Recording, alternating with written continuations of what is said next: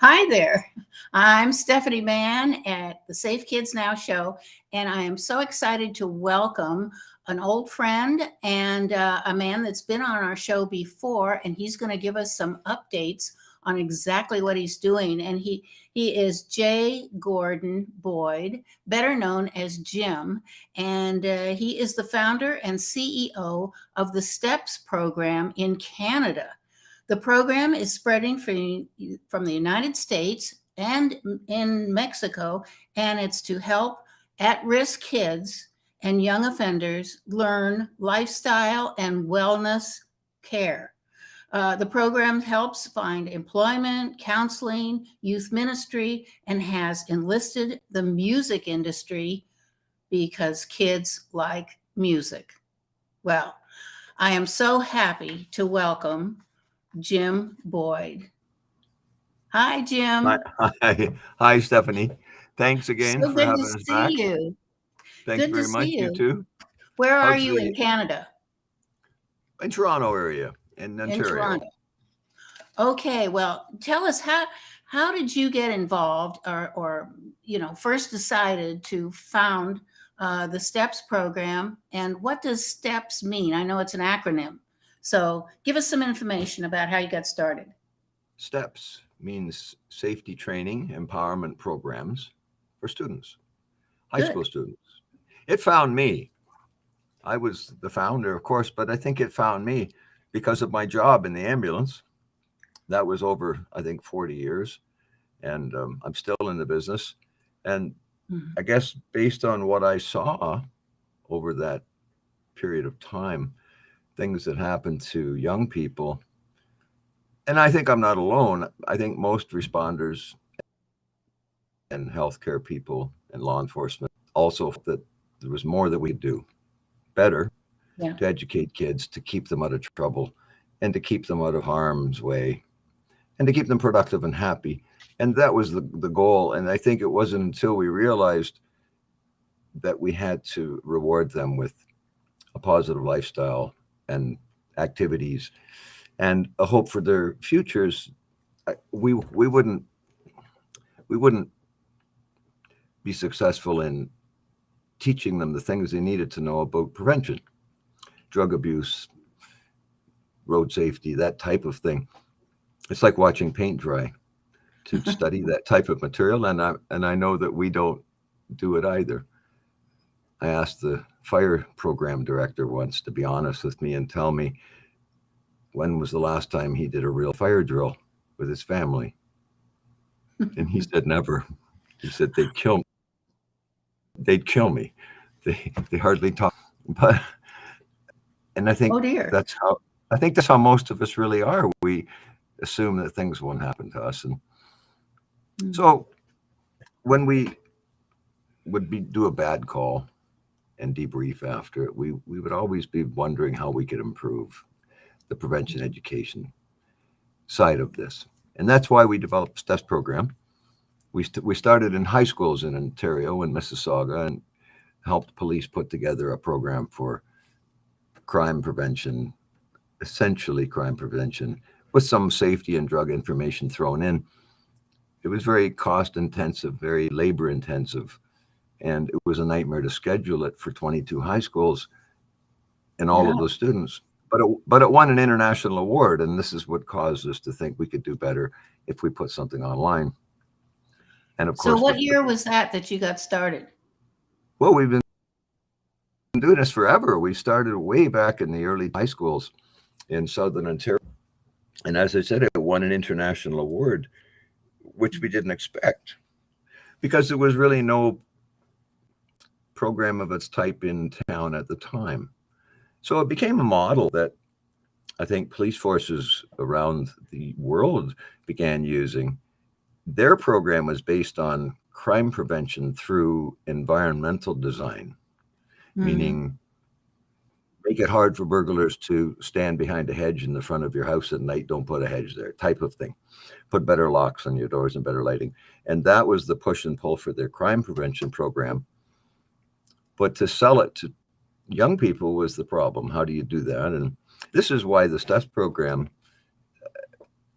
became what it is today because of the work that the police did in the early 2000s with crime prevention. So what we did is we even accelerated their efforts with teaching road safety, road watch, Crime Stoppers with Stephanie, neighborhood watch, those types of programs. And we felt that kids needed to know more about them and as to why they're effective. And if they're not concerned about why they're effective, they'll be concerned when they get a knock on their door because the programs are effective and they've been up to no good in their neighborhoods because of the programs. The police services, as you know, have been successful in reducing, mitigating crime in a number of areas, but it depends on the community and the people in the community. And this is why the STEPS program appealed to so many, because it was a community-based project. Right, right. Well, you know, I see that your safety spokesperson has arrived, and her name is Nice. Teresa Doherty, and I'm going to bring Teresa in. Hi, Teresa. Do we get to say hi as well? Is she online with us? There, There she she's is. Hi, on. Teresa. She looks like she's. Hey guys, how are you today? Good. We can see that you're in the car. Wonderful. Welcome. Thanks, Teresa. So Well, I'm glad to sitting in meet a Looks like she's on 90-degree patrol. car. Oh, you as well. It's very good to be here. Thank you so much. Well, glad Thank to you. have you. Well, why don't you introduce Teresa and tell us a little bit about her role, Jim, so we understand what she's doing and how she's helping your STEPS program. Well, I decided a long time ago, if we wanted to work, we had to put this whole program in the hands of women, because women naturally have a way to, make children do what they should do. and I found that the more women that got involved with the program, the more success we had, because the women usually brought their own materials and programs too. And because Teresa has a killer radio presence, I thought that maybe we better have somebody that sounds a little better than me to explain it to all the teenagers. And she's done a nice job of that. She has 5 of her own, I think. Oh, well, that's 6, quite a Jim. Am I right? 6. Six. And they're all grown teenagers or grown men, so that she's done a pretty good job. And They are, and I will say, sorry to interrupt, Jim. My one is leaving in about 2 minutes, and I'm going to give him a hug and then come back on, because he's going on a trip, his very first trip. And I'm literally sitting in a 90-degree car because it's the only place I had some quiet. But regardless, I'm happy to be here. Go ahead, Jim. Sorry. we held. You're at the airport. Are you saying you're taking off on a No, trip? I'm in my your son. driveway in a car, and my son is going to be picked up in about 2 minutes. So I just want to give him a hug just before he leaves. But we can Okay. chat, most certainly. As We'll long as continue. we're not holding up the flight. Not at all. No, not I at know all. it was really short notice to get you here, and we really appreciate it. Okay, well, Happy to involve. I'll click you out, Teresa, and when you come back, I'll bring you back in, okay? And you can go hug your son. That sounds great. We'll talk to you shortly. Be right Okay, back. bye-bye. All right, And Jim. Teresa, I didn't mention that Teresa has a history with the Ontario Provincial Police, deputy liaison officers. I think we call them auxiliary constables, or I don't know what you would call them as a sheriff, a deputy sheriff, maybe. I don't know. Perhaps. But that was her past, yeah.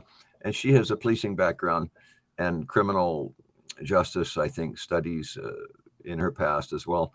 And as I said, she's raised 5 teenagers of her own, so she's done a pretty fair job. Yeah, But that's her great. radio, she has a nice radio voice, and I think she does a lot of music herself, and that the music program appealed to her. Some celebrity singers and artists have taken interest in the program, and I think that really turned her on when she thought that we were going to get together and do karaoke. So, Well, how did you enlist the music industry to get involved in the STEPS program?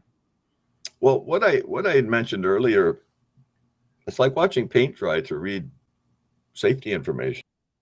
Yeah. I mean, beyond in high school, when the police would show us the board with all the drugs, what was your first thought? Mine was to grab that hashish off of that board, and that's how our friends behaved in that one day seminar the police services would bring us to high school. Why not to do drugs? All we were thinking of was how to get that off of there. And kids need to be informed. They need the best information. If you want to know what bad drugs are in your community, ask your teenager. That's right. Isn't that scary? If you want to know what's really going on, ask your teenager and they'll tell you. Also, I can tell you, if you want to know if there are guns in the community, ask your teenager. Ask a teenager. I asked one in high school in Oakland. I said, how long would it take you to get a gun? Or can you get a gun in this area? And he said, it'd take me about 20 minutes.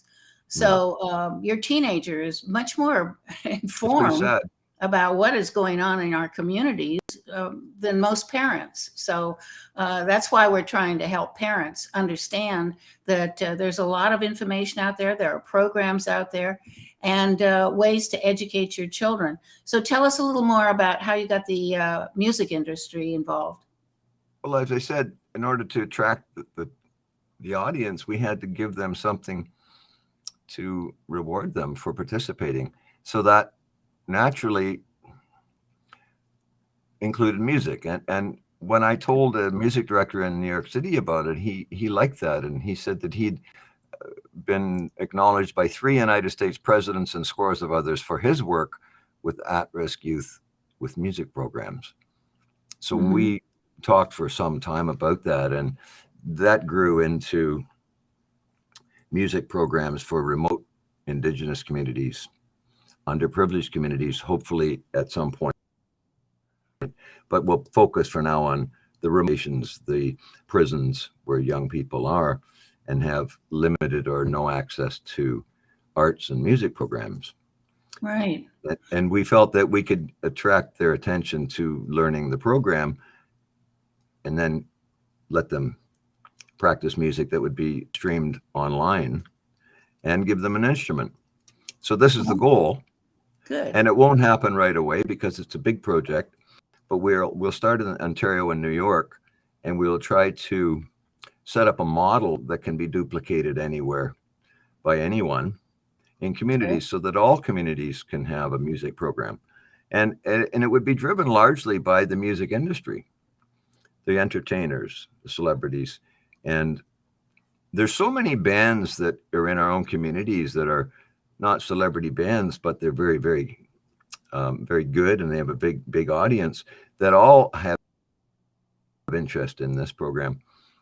Those people around the world that are asking how they can. And then when I look at some of the responses, I find that some of them are music educators that are musicians. Right. And they understand the importance of having music education in our lives. Well, I once asked a corrections senior manager if he knew of any of the young offender inmates who had quality music education. And he thought that was a pretty weird question. And he said, well, not that he's heard about, but why would I ask? I said, well, think about it.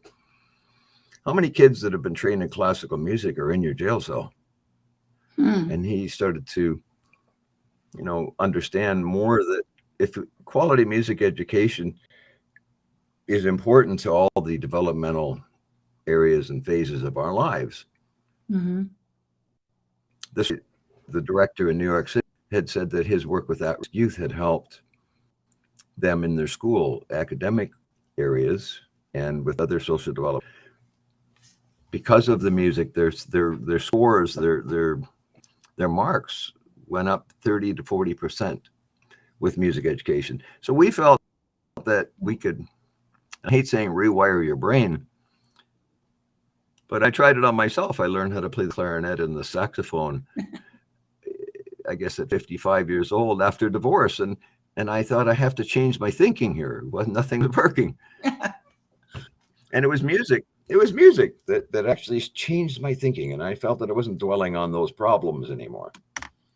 And this is pretty well known. The music's a therapy for a lot of things that go wrong in our mental outlook, and it's just all around good. It's all around good for young people to have music education. The question was how to do it free. Right. And this is what we're working on.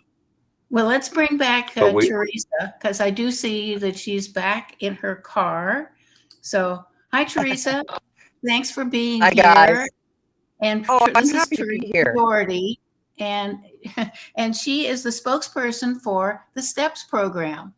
So, why don't you tell us a little bit about what you're doing and how is it going?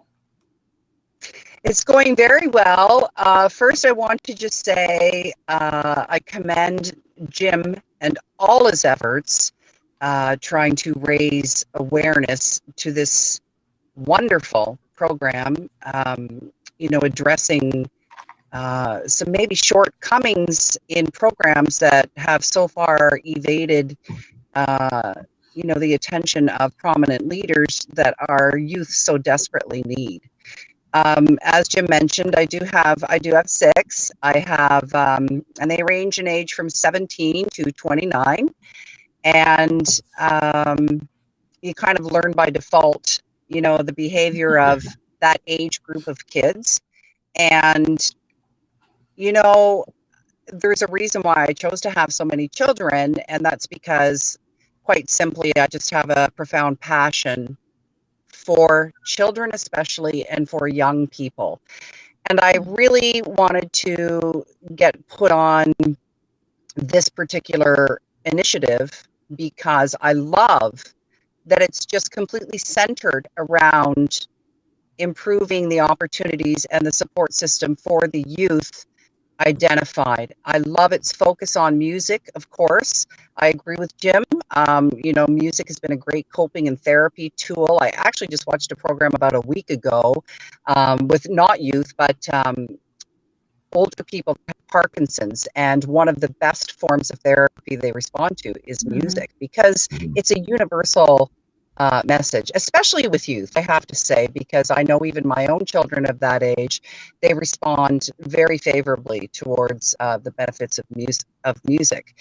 As well, coupled with that is my sincere desire to be an active leader and role model in whatever way I can. As Jim mentioned, I do have some history in the policing profession, and I have tremendous respect, for the benefit that having these educated and professional people on board can provide for their service.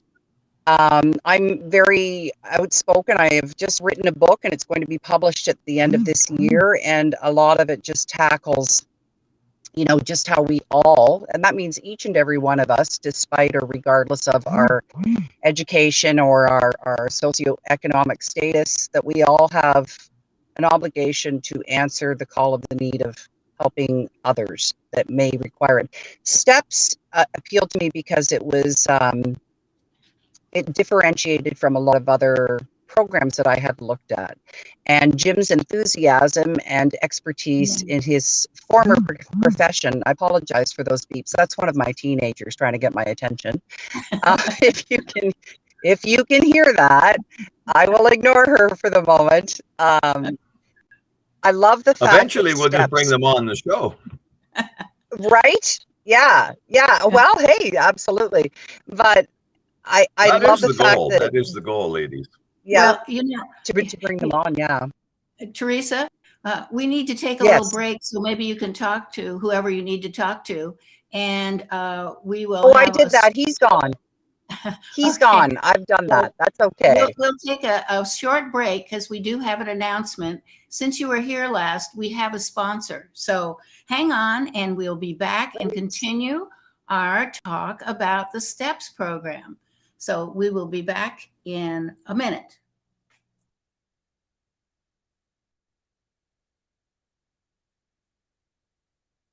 Throw and Tuck.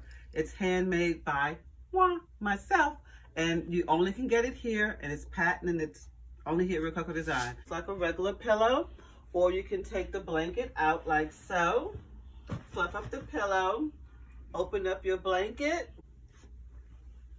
wrap it around yourself, and then you can lay on your sofa and relax with your pillow throw and tuck. When you're done with it, just flip it over. When you don't want the blanket anymore, you just fold it over twice. Fold it over twice again. Fold it over.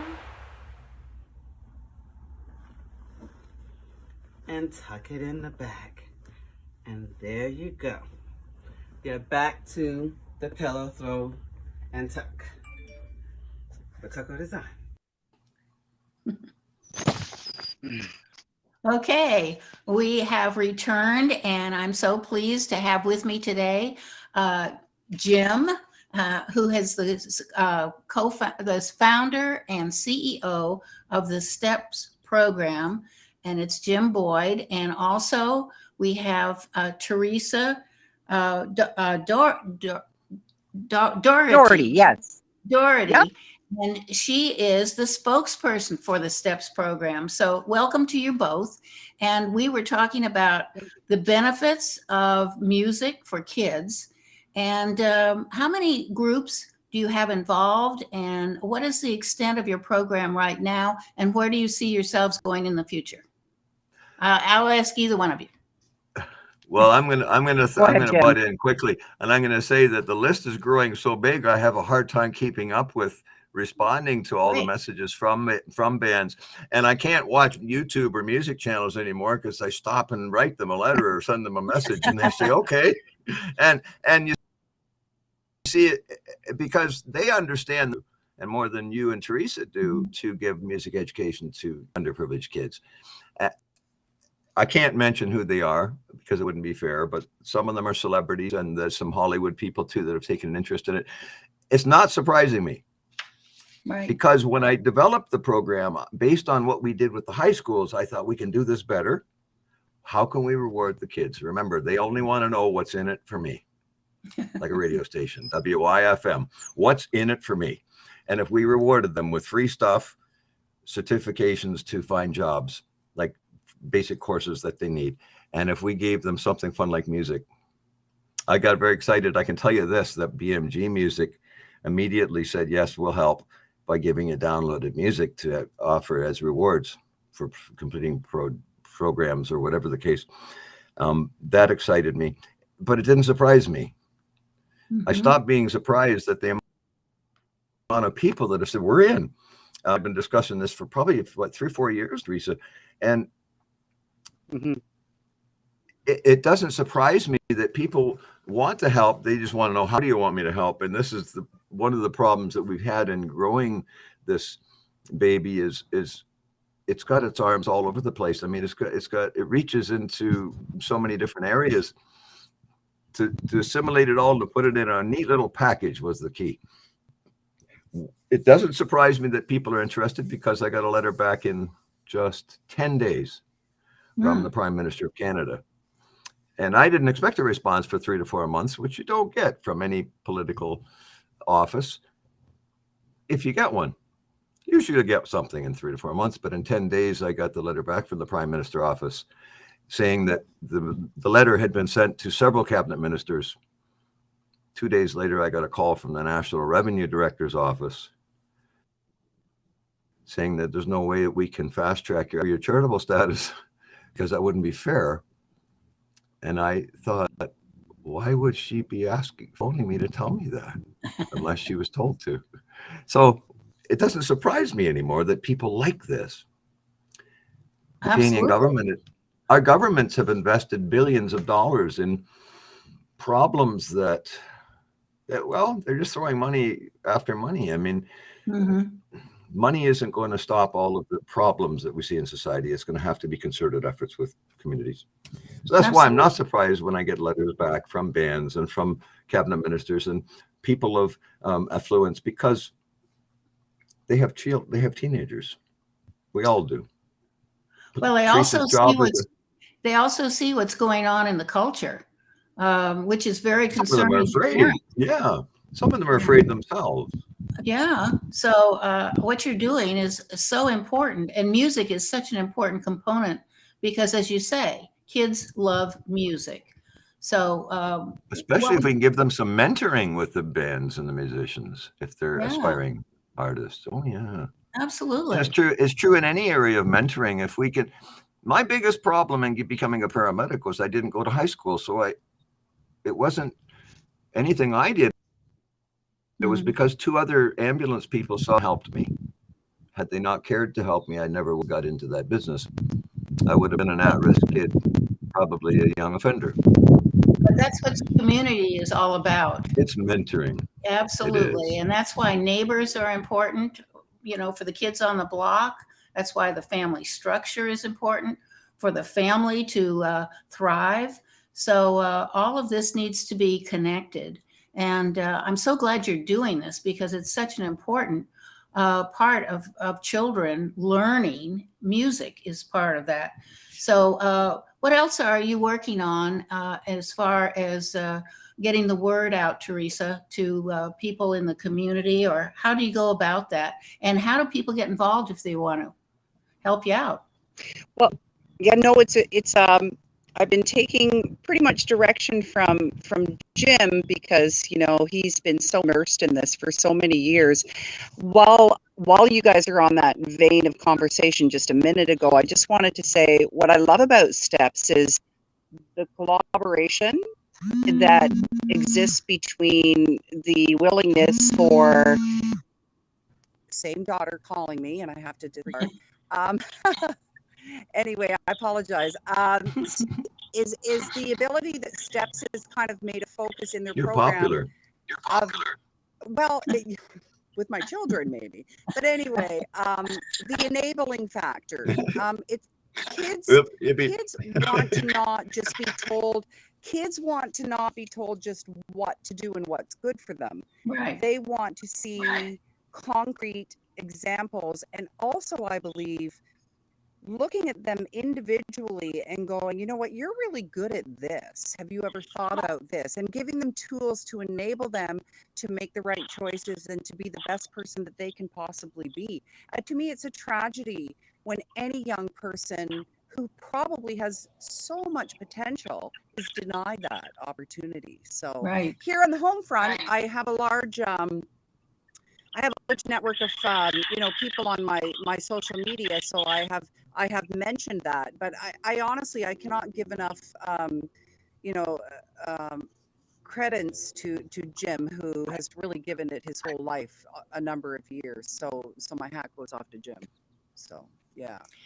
Well, I see nothing but great things for it. I might say that I'm getting a feedback here. It's you. It's not me. Well, I just want to mention that we have a board here where people can ask questions, and Rebecca Kimball has said, "I'm so glad you joined today. Music is healing, fun, and uplifting. Some say music heals the heart and the emotions."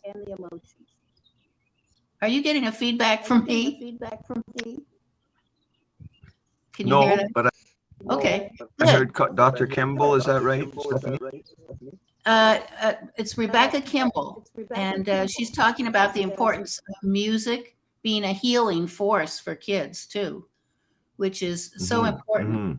So let's see. I used to notice. Go ahead.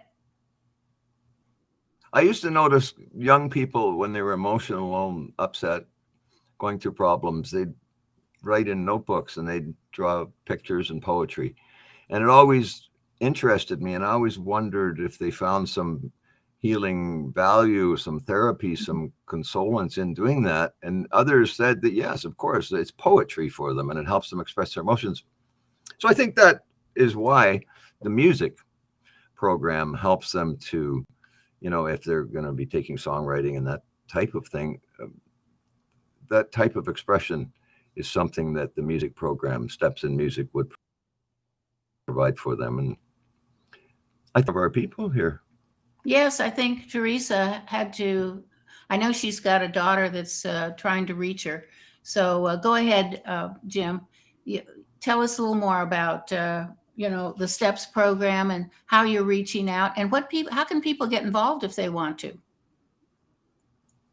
Well, they can write us at info@stepslifesafety.com, or they can, I think, look on the website, Steps Life Safety. It'll list different people involved with the program that can help them in different areas. That will grow exponentially because there's so many new people come on board.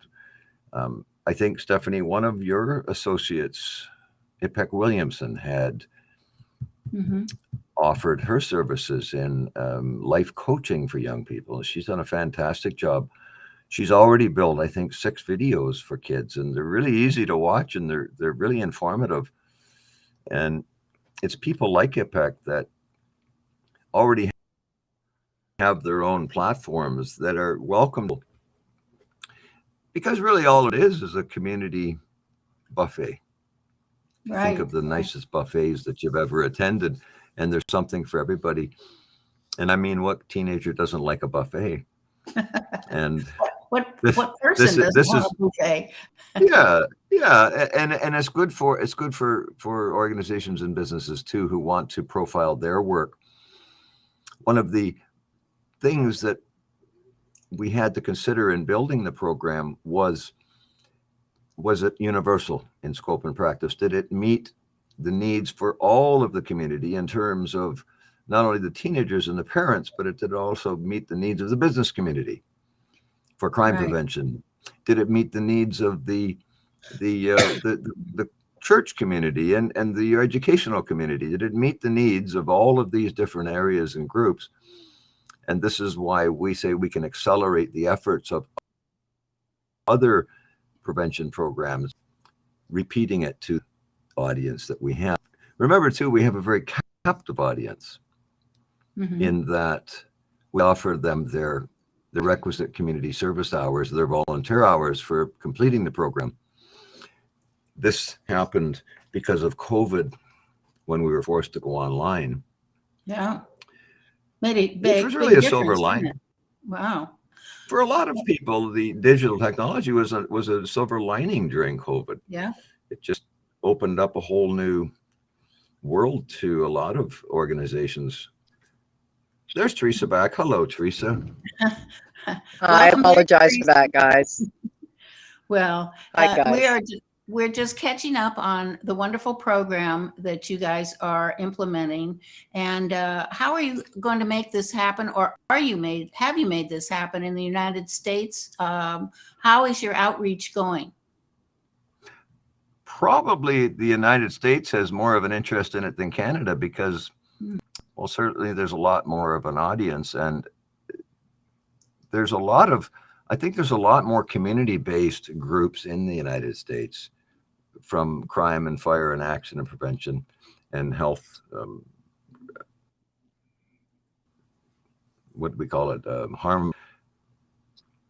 The American response has been fantastic, but first we have to establish ourselves here.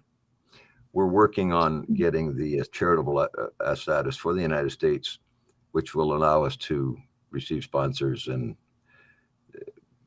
philanthropic donations, whatever the case may be. We're not asking the public to donate money.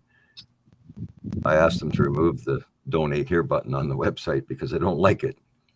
I didn't ask the teenagers to bring money. I asked them to come to the program and learn what they can and take what they need. But we'll rely certainly on corporate funding, which would probably be a year before we would be able to do anything in the United States with that, although the program will be available. Oh, okay. Well, we will definitely have you guys back when you're ready to launch here in the United States, because this is a very important mission that you guys are on. And it's so important that we do get children much more involved. We have a huge foster care program. We have a lot of children that are in group homes.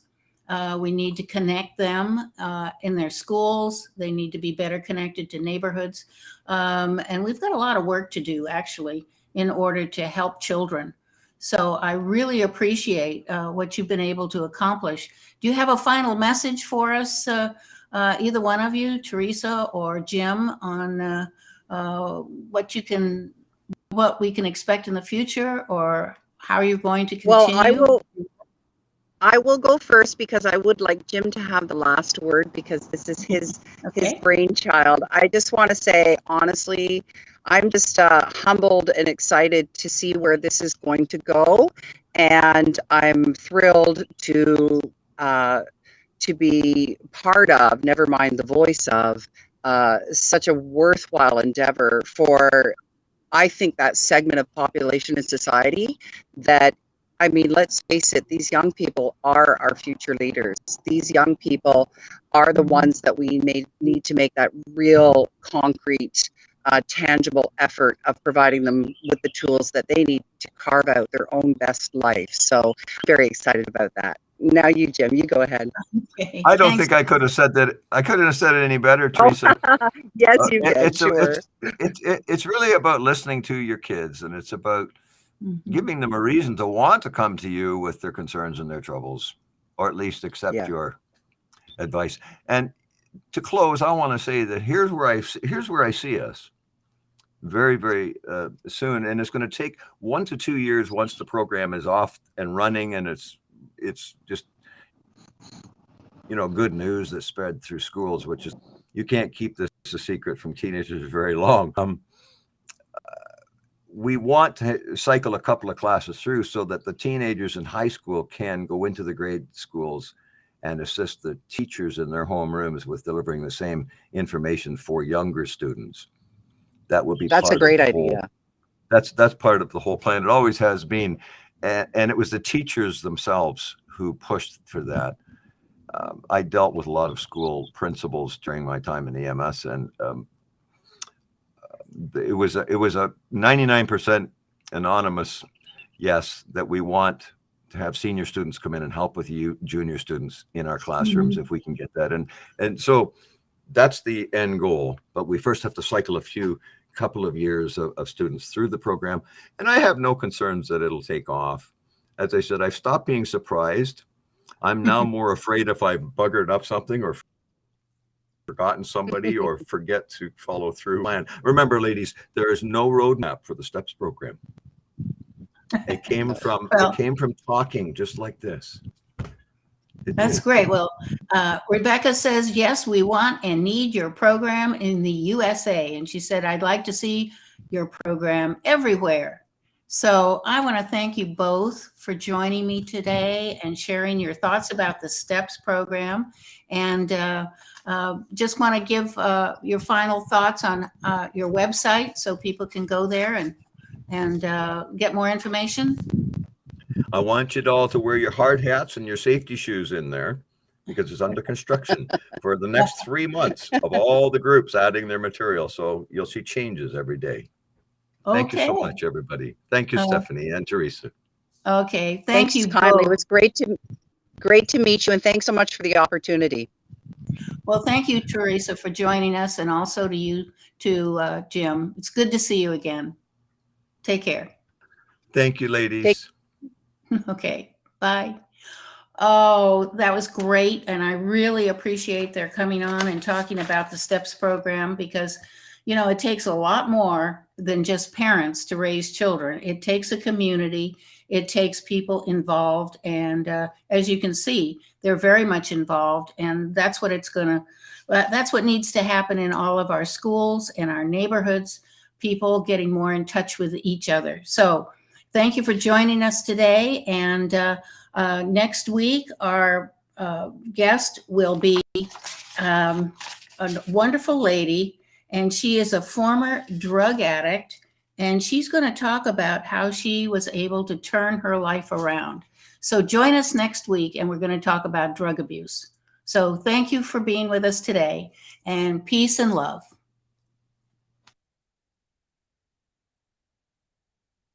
You're listening to All About Us Radio. We're live streaming 24/7, playing old school versus new school. Follow us on Facebook, Twitter, Instagram, at AAU Media, and visit our website, www.aaumedia.com. Call us at 1-833-369-1444, extension 1, and leave us an inspirational message or request. You're listening to All About Us Radio.